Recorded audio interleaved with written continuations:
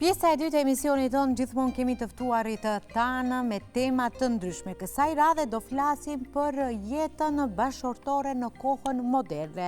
Si dikon kjo koha, stresi, duke pasur parasysh se gjithmonë jemi me angazhime të shumta, qoftë bashkëshorti, qoftë bashkëshortja, dhe kështu me radhë. Për më tepër në studio kemi psikologën Rejhane Sherifi Idrizi. Për herë të parë, dy Rejhana në studio.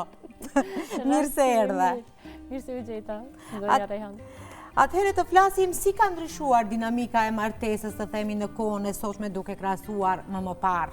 Sadopak ndoshta ke pasur më të vjetrit, si ka qenë kjo kohë? Mund të me bë dhe krahasimin. Fillimisht ju faleminderit që na pas ftesën të jemi këtu në studio. Kemi kënaqësinë sigurisht bashkëbisedojmë me juve. Është interesante, do të thonë dinamika e martesës edhe familjes ka ndryshuar shumë, duke marrë parasysh faktin se kemi kaluar në sfida të ndryshme, shoqëria jonë ka pasur ndryshime të ndryshme sociale, ekonomike, madje edhe ideologjike, gjë të cilat si faktor kanë bërë të ndryshojnë dinamikën. Edhe këtu e përfshime dhe perceptimin për martesën, perceptimin për bashkëshorten, rolet gjinore, plotësimin nevojave, ndoshta në të kaluarën, martesa është pa si një detyrim ndoshta më shumë ekonomik, do të thonë ose si një institucion, një stabiliteti ekonomik. Po tani nuk mendoj se shifet ashtu, më shumë shifet si një zgjedhje kështu e vetëdijshme, ku bëhet plotësimi nevojave dhe ndahen ndoshta përgjegjësitë. Përgjegjësisë, ndoshta edhe më herët ka qenë gruaja për shtëpi, të bën punët e shtëpisë, ndërsa bashkëshorti të del, të siguron kafshata nevojës. Ose një ofrues ekonomik i familjes, financiar. Thjesht dhe tani më janë të dy dalin nga shtëpia për të punuar. Shumica e rasteve çifteve i kemi që dalin gjithmonë për të pas një jetë. Edhe në këtë kontekst mendoj se ka ndryshuar dukshëm dinamika e familjes. Dhe gjithçka ka më një rrjedh tjetër. A ndikon të themi ritmi i jetës moderne në cilësinë e marrëdhënies bashkëshortore? Shumë. Ndikon nga ajo që kemi pana edhe në përvojën profesionale, po edhe observimet që kemi bërë kështu brenda familjes, ndikon shumë. Ne, do të thonë jeta moderne ka shumë kërkesa prej individëve, që nga performanca në punë, tek kujdesi për familjen, ndërtimi një imazhi për veten në shoqëri. Gjitha këto krijojnë një farë overstimulimi që e quajmë ne në gjuhën angleze, do të thonë një stimulimi i tepërt, një gjendje mbi garkese psikologjike që e bën që do të thonë të zbehet ajo dëshira dhe prirja për të investuar emocionalisht në marrëdhënie, që e dim se pa një investim emocional, psikologjik në një marrëdhënie bashkëshortore nuk ka sukses edhe nuk është e vërtetë. Nga të dyja palët të kemi një ndikim gjithashtu për të pasur një sukses në jetë. Edhe kjo, mendoj se kjo gjendje stresi që tham, e bën që të vetë izolohet. Do të thonë individi brenda martesës edhe ndjen një farë vetmie, mendoj, brenda çiftit, edhe pse ekzistojnë aty, kanë një prani fizike, por prania emocionale nuk është. Çfarë duhet të ndërmiret në këtë rast si psikologe ti? Çfarë duhet të bëhet? Duhet të ndërmiret një nga të dyja anët, në qoftë se të themi është më stresuar bashkëshorti apo bashkëshorti? Si duhet të ndihmojnë njëri tjetrin? Kemi fjalën për mekanizma? Po, për mekanizmat. Po, sigurisht që duhet kuptojmë pikërisht më kryesisht do të thënë natyrën e njëri tjetrit, ndoshta kjo do të ishte më efektive kur kuptojmë brenda marrëdhënies, të kuptojmë temperamentin e njëri tjetrit në çift, pastaj të zgjedhim ndoshta komunikim më reflektiv dhe jo më reaktiv, sepse kur kemi gjendje stresuese, individët mendoj se janë të prirur për të përdorur më shumë komunikim reaktiv, do të thonë vetëm të reagojnë ndaj asaj që çfarë ndëgjojnë, çfarë përfithin nga jashtë, dhe jo të reflektojnë mbi atë se çfarë po ndodh në një situatë stresueshme, nëse e cilësojmë ashtu. Pikërisht, duke pasur parasysh se tani jemi edhe në epokën e teknologjisë, rrjetet sociale, mund ta themi sa do pak ndikojnë në jetën e një çifti. Si ndikojnë, të themi, rrjetet sociale dhe teknologjia në marrëdhëniet e një çifti?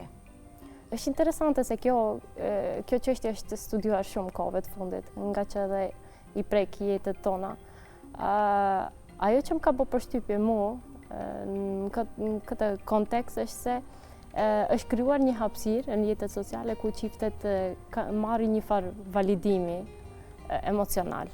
Kjo do të thotë që përmes pëlqimeve, komenteve, eksperiencave që i ndajmë në rrjetet sociale, e marrim një farë validimi prej tjerëve, ose ndoshta e marrim atë vëmendjen emocionale që kemi nevojë ta marrim, si nevojë natyrshme e njerit, edhe kjo i aktivizon, sipas studimeve, kjo i aktivizon ato pjesët e trurit që në fakt do të ishin aktivizuar nëse do të kishim një eksperiencë reale me bashkëshortin njëjtë ose me bashkëshortën, domethënë në jetën reale. Ndoshta përqafimi ose bisedat e ngrohta, bisedat e vlefshme që do të vlenin për një bashkëshortësi, edhe ndoshta kjo e krijon atë më s'kemi nevojë, domethënë ta jetojmë atë se e kemi në rrjetet sociale.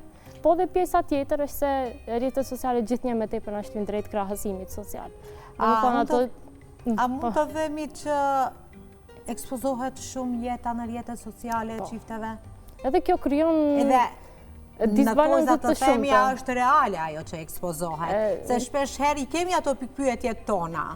Nuk e di sa mund të jetë reale, shpesh herë edhe është e shtyrë dhe imponuar, domethënë të kemi një jetë shumë perfekte.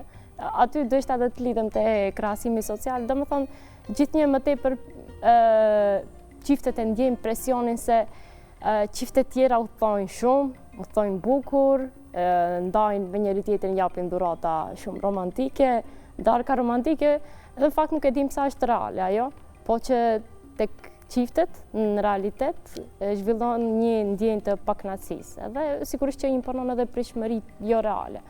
Pikërisht, si një psikologe, zakonisht shohim në rrjetet sociale, qoftë në Instagram, qoftë në TikTok, janë çifte, burr dhe grua, dhe të gjithë kohës ekspozojnë jetën e tyre. Domethënë, mund të themi që edhe kanë ndjekës shumë. Sa është kjo e pranueshme? A është, të themi, e mirë, të themi, për shoqërinë tonë? Një jetë që ndoshta mund të themi, mund të bëjmë edhe probleme në shtëpi, të themi shife këto, çfarë jetë e bëjnë, ndërsa ne sadopak kjo ndikon, të themi, në një çift që nuk ekspozon dhe ai që ekspozon? Mendoj që po, patjetër. E keni fjalën për intimitetin e shprehur? Po, shprehur, domethënë që gjithë kohës i kemi çifte që çfarë bëjnë ata si çift, ku shkojnë, blerjet, yecekët edhe pak, dhuratat, po jetën si e menaxhojnë ata, si udhtojnë, gjithçka që bëjnë. Sa ndikojnë këto për shembull edhe në çiftet që nuk e ekspozojnë jetën e tyre. Domethënë gjithçka që shohim që t'ju themi nuk është gjithçka reale.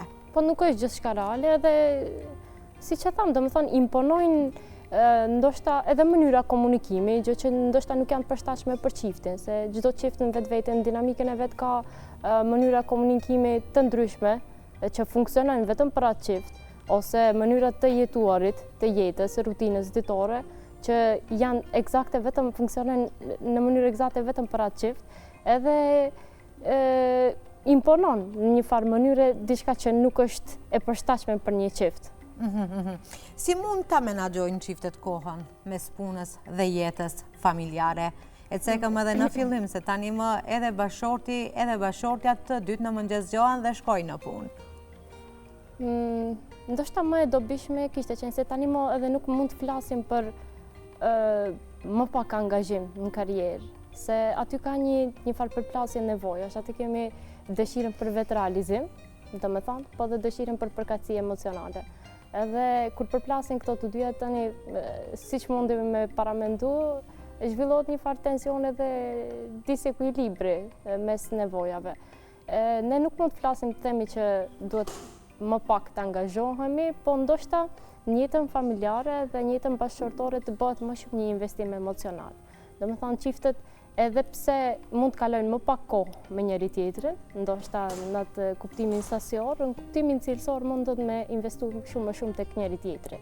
Të më thonë t'jenë ndjeni për rutinën, për botën e njëri tjetrit, se në çfarë sfidash po kalojnë ato, dhe kjo ndoshta kishte qenë si një farë mekanizmi tampon, kështu që e balancon jetën familjare dhe jetën profesionale. A është e mundur një ndarje barabartë e përgjegjësive të themi shtëpiake dhe prindërore në ditët e sotme?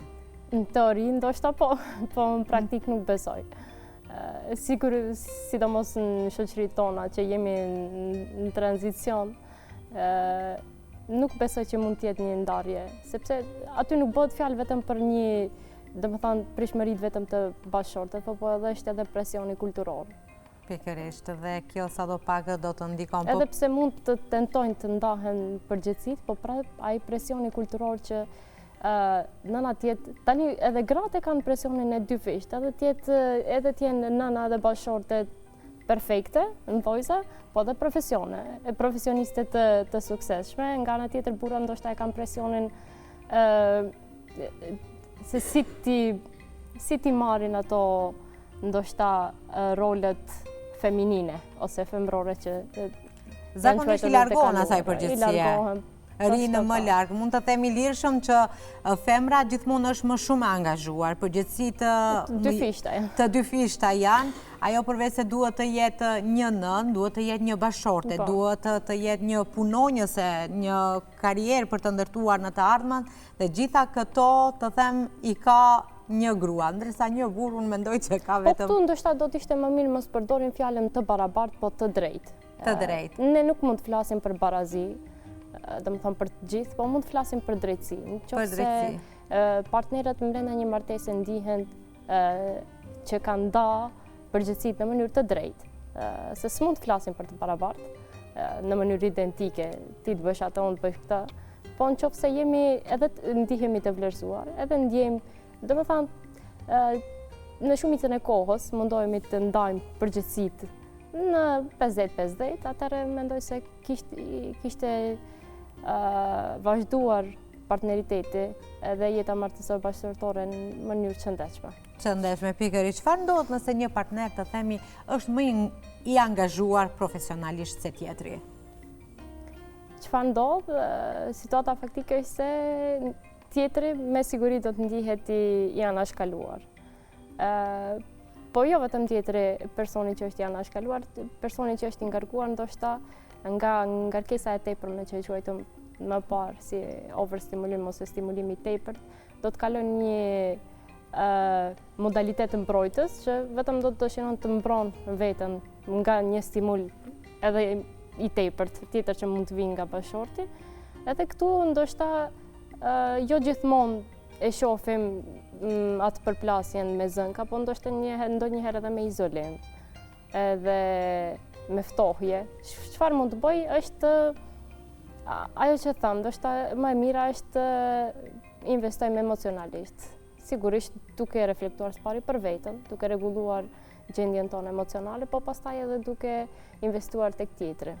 Ju e cekët në fillim pak a shumë stresin, por si ndikon stresi në marrëdhëniet e një çifti? Si ndikon? Ditëve të fundit kam lexuar pikërisht për këtë temë. Edhe është interesante se çiftet që ose njëri partner në çift është i ekspozuar gjatë gjithë kohës ndaj një stresi kronik, mund të themi, në punë ose në jetën profesionale, ka prirje të vetizolohet. Edhe vetizolimi në një, ashtu si e cekëm më parë, do të çon në një jetë bashkëtorë jo shumë të shëndetshme. Edhe shpesh herë kjo me zënka, mund me konflikte të ndryshme, orientim diku tjetër, varësisht. Varësisht. Mund të na thoni se si ndikon cilat janë shenjat e stresit që sadopak ndikojnë negativisht në komunikim, por edhe në intimitet të një çifti? Kur s'kemi më nerva për të duru partnerin ka shëneq. Do të thënë këto janë shenjat e para. Ndoshta e para është se tani më kur nuk kemi energji dhe kapacitet për të investuar emocionalisht tek partneri ose tek lidhja, për shembull, më konkretisht, atëherë ne zgjedhim një formë komunikimi reaktiv. Do të thonë vetëm reagojmë ndaj asaj që ndodh. Dhe jo të vërtet të reflektojmë se çfarë po ndodh, për shembull me nesh, për shembull, çfarë nevojash ka tjetri përballë ose si duhet ta orientoj lidhjen tonë. Keni hasur në raste, pasi që jeni dhe një psikologe dhe punoni në një qendër, çiftet kërkojnë ndihmë nga psikologët kur kanë probleme, të themi, martesore në çift ose diçka të tillë, sa kërkojnë ndihmë, sa janë, të themi, edhe të kulturuar në këtë aspekt? Në krahasim me më parë, prirja për të kërkuar ndihmë është pak më në nivele pak më të larta se sa në çka qenë. Ndoshta më parë edhe probleme bashkëtorë nuk janë më ndoshta me seriozitet as shumë. Edhe nuk ka pas një rrugdalje tjetër si sot, për shembull, shkurorzimi, po sot në shumicën e rasteve për fat të keq ne i shohim që çiftet vinë para shkurorzimit edhe jo nevoja edhe në momente kur paraqiten krizat. Po tani unë i përgëzoj edhe ndihem mirë që ato marrin iniciativën të trajtojnë ato pjesët e pezmatuara të marrëdhënies tyre. Dhe për të pasur... Kemi pak kështu, në qendrën tonë, domethënë edhe fokusi më i madh, në qendrën Aurum është terapia me çifte. Terapia me çifte. Sa ndihmojnë këto terapia, të themi, ndoshta të themi këto terapia që i keni në qendrën e juaj? Mendoj se ka një impakt shumë pozitiv tek çiftet, sepse i ndihmojnë do me thonë qifteve dhe partnereve brenda qiftit të kuptojnë nevojat e njëri tjetrit, të kuptojnë ato patterns në gjuhë angleze që i quajmë ne të stileve të komunikimit, të gjuhës së dashurisë ose pritshmërive që kanë për njëri tjetrin, presioneve të ndryshme që mund të vinë nga jashtë dhe në gjitha këto terapia mendoj që ka një impakt pozitiv në identifikimin e tyre. Mund të na thuash se çfarë mund të bëjnë çiftet për të ruajtur lidhjen mes tyre kur janë në presion të madh? Çfarë mund të bëjnë? Ndoshta të investojnë kohë pak më shumë tek njëri tjetri, jo në kuptimin sasior, po cilësor. Edhe të mundohen të ushqejnë me metoda që funksionojnë për marrëdhëniet e tyre. Pikërisht, dhe për të mos deri tek ndarja apo... Po jo vetëm ndarja, po se shpeshherë martesat edhe funksionojnë edhe nëse nuk janë shumë të shëndetshme. Pikërisht. Funksionojnë në mënyrë individuale. Çiftet edhe pse jetojnë brenda një shtëpie, ndoshta brenda 4 mureve, jetojnë në mënyrë të vetmuar. Të vetmuar, me rregullat e tyre personale që i kanë. Jo në bashkëpunim me njëri tjetrin. Në bashkëpunim. Si mund të ndërtojë një partneritet i shëndetshëm dhe i barabartë, të themi, apo i drejtë në martesë? Më mirë do të ishte i drejtë. Sigurisht unë mendoj që e para që e bashkon një çift edhe që duhet ta bashkojnë, mendimin tim, në vizionin tim, është të kenë një vizion të përbashkët për martesën. Domethënë, çfarë do të thotë të martohesh, pse duhet të martohesh, pse duhet ta zgjedhësh atë person për jetën tënde si partner. Edhe kur kemi një vizion të përbashkët, unë mendoj se pavarësisht sfidave ose zënkave, konflikteve që mund dalin, të bazuara ose rrjedhimisht nga probleme të shumta, presione të jashtme, prapë çiftet do të menaxhojnë edhe do të kenë mundësinë të gjejnë atë gjuhën e përbashkët me njëri tjetrin edhe të bashkohen tek qëllimi i përbashkët i martesës. Mund të na thoni se cili është roli i empatisë dhe mirëkuptimit në jetën bashkëtorë? Aty tek empatia është interesant se luan rol të madh ato neuronët pasqyrë. Që të më thonë, në momenti kur ne kemi të zhvilluar ose zgjedhim të zhvillojmë një aftësi si empatia, ne shohim edhe ndjejmë ato që ndjen tjetri. Edhe në këtë rast, edhe për personin përballë nesh është shumë e lehtë edhe shumë më mirë të ndihesh i kuptuar. Domethënë pavarësisht se nuk ka një zgjidhje për një situatë reale, ndihesh i vlerësuar, po dhe personi përballë e ka më të lehtë të menaxhon ndoshta ose thjesht e kupton situatën. Kjo empatia ndoshta mund ta quajmë si oksigjeni, nuk shihet shumë në raste të shumta të jetës bashkëtorë, por është shumë i nevojshëm. I nevojshëm. Si të trajton konfliktet kur dy partnerët, të themi, kanë një stil të komunikimit të ndryshëm? Çfarë duhet bëhet në këtë drejtim? Si të trajton? Më e vështira. Sepse kërkon një përpjekje shumë të vështirë për të gjetur s'pari stilin tonë të komunikimit, gjuhën tonë të dashurisë, po pastaj edhe gjuhën e tjetrit. S'pari unë do të kisha preferuar dhe sugjeruar që të njohim veten tonë. Do të thonë të njohim se çfarë stili të komunikimit kemi ne, si preferojmë ne të komunikojmë. Ndoshta kemi komunikim verbal, ndoshta kemi komunikim fizik, kemi komunikim emocional, po dhe për bazë të kuptojmë se çfarë stili të komunikimit ka. Në momenti që kuptojmë ne, mendoj se është më lehtë të ndonjëherë edhe të heqish dorë nga komunikimi jot edhe të zgjedhësh komunikimin e tjetrit për të arritur deri tek një pikë përbashkët. Nëse nuk kemi komunikime të ndryshme, nuk kemi komunikime të njëjta, do të përfundojmë në zënka. Ti përshtatemi njëri tjetrit. Ti përshtatemi njëri tjetrit. Kjo vlen edhe për gjuhën e dashurisë. Nëse nuk tentojmë të vijmë drejt një pike të përbashkët, drejt një gjuhe të përbashkët, gjithmonë do të kemi nevoja të paplotësuara. Mendoj. Pikërisht. Çfarë këshilla do jepni çifteve të reja që duan të kenë, të themi, një martesë të qëndrueshme në këtë kohë sfiduese, në këtë kohë moderne të teknologjisë e kështu me radhë?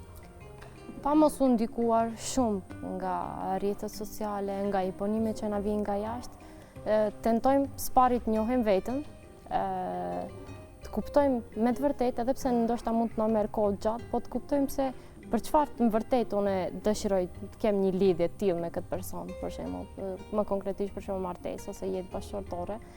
Edhe kur të kuptojmë veten tonë, nevojat tona, ato stilet e komunikimit që përmendëm, atëherë mund të ndërtojmë edhe një jetë më të shëndetshme me tjetrin. Pastaj sigurisht që duhet të kuptuar edhe tjetri.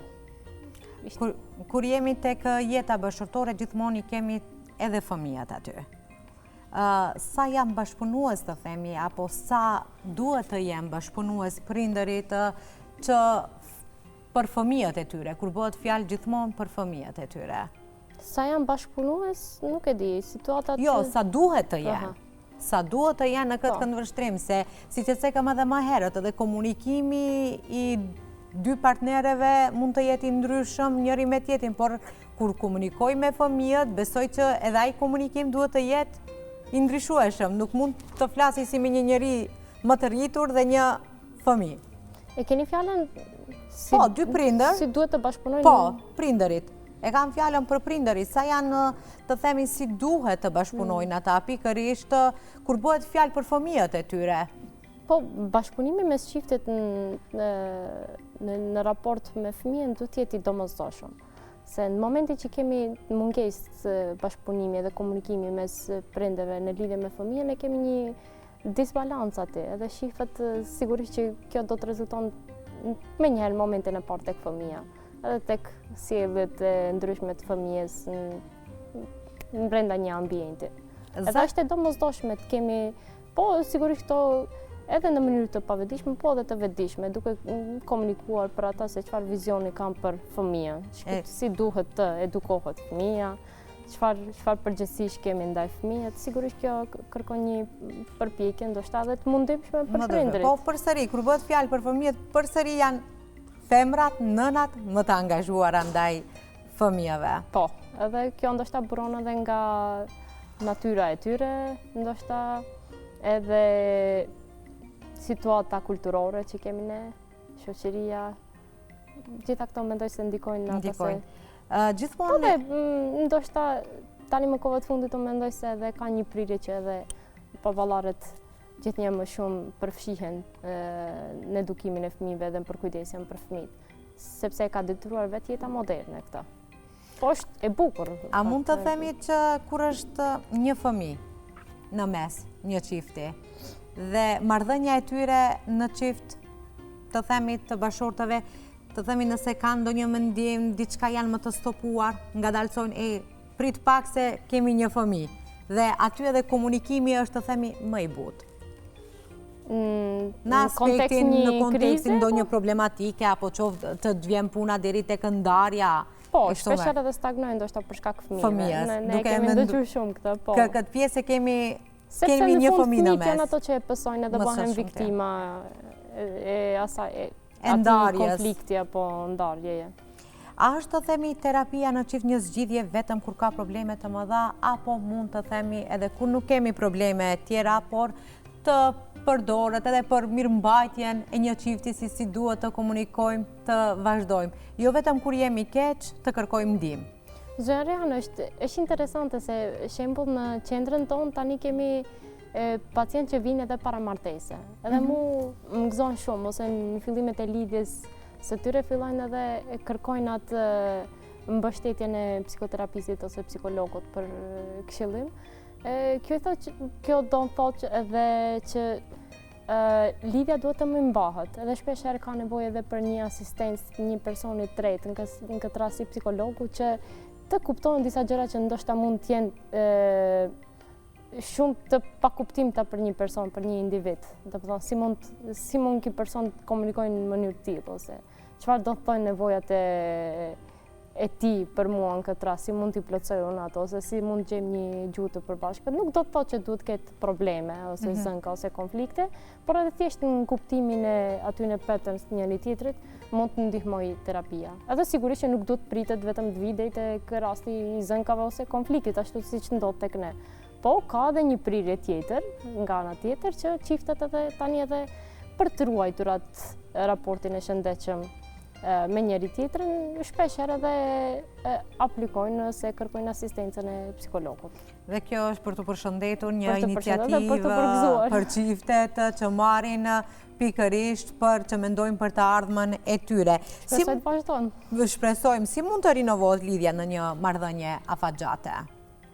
Zakonisht kur kanë shumë vite, martesë, të themi që mund të hasin në konflikte, por si në këtë pjesë, si mund të ndryshojmë atë lidhje, të bëhet mirë ajo lidhje, kur ka qenë një martesë të themi më afatgjate, dhe shpesh herë ndodh që të kenë konflikte pas kaq vite që kanë jetuar së bashku, kanë një jetë me të. Si mund të rinovohet kjo lidhje? Çfarë duhet bëhet në këtë drejtim nga çiftet? Mendoj që është një përpjekje shumë e mundimshme për çiftet shpesh herë nga ajo që kemi pa. Sigurisht pari herë duke e kthyer vëmendjen tek njëri tjetri, duke investuar edhe tek vetja edhe tek tjetri në atë kuptimin emocional, të kthejmë vëmendjen emocionale, do të thonë çfarë ndjen ti. Për mua është e rëndësishme ajo që ndjen ti, çka mund të bëjmë ne, cilat janë pritshmëritë tua, se kur plotësojmë nevojat edhe pritshmëritë e njëri tjetrit, mendoj se mund të gjejmë një gjuhë të përbashkët edhe mund ta rinovojmë marrëdhënien tonë bashkëtorë. Ndoshta këto do të ishin. Do të ishin pikërisht se kur je një kohë gjatë me një njeri, sigurisht që mund të ketë batica dhe zbatica, po një farë rithellimi prap tek ajo dhe ringjallje ndoshta edhe intimitetit fizik dhe emocional mund të kontribuon shumë tek rinovimi i atij raporti. Dhe në fund, si një psikologe, cili do të ishte mesazhi juaj lidhur pikërisht për këtë temë, për çiftet, të themi për jetën bashkëtorë në kohën moderne? Mesazhi jam profesional apo personal? Qoftë edhe personal, qoftë edhe profesional, dyjat ne do i pranojmë, ndoshta dyja do na pëlqejnë, pse jo? Ndoshta të kthehemi tek perceptimet reale për martesën, të largohemi prej idealizmave të tepruar që shohim në rrjetet sociale ose tek tjerët, se realisht ajo gjendja kritike që është tek ne është për shkak se ne ndërtojmë një vizion të parealt për martesën. Do me thonë iluzione që nuk mund të realizohen, ose realizohen vetëm një pjesë shkurt martesës ose paramartesore dhe pastaj zhduken. Mesazhi im do të ishte të krijojmë vizione të realta dhe ta shohim martesën si një vend ku ne mund të plotësohemi emocionalisht, po të ndajmë përgjegjësinë, të ndajmë jetën, edhe të gjejmë një shoqërues, një që do ta bënte jetën tonë më të lehtë dhe më të këndshme. Pikërisht, faleminderit shumë Rejhan për gjitha këto informacione, për gjitha këto këshilla. Uroj të kishin qenë dobishme. Të dobishme do t'jem për shikuesit tam, por edhe për ne këtu që jemi në studio dhe gjithë shikuesit emisionit të Ritmi i Ditës.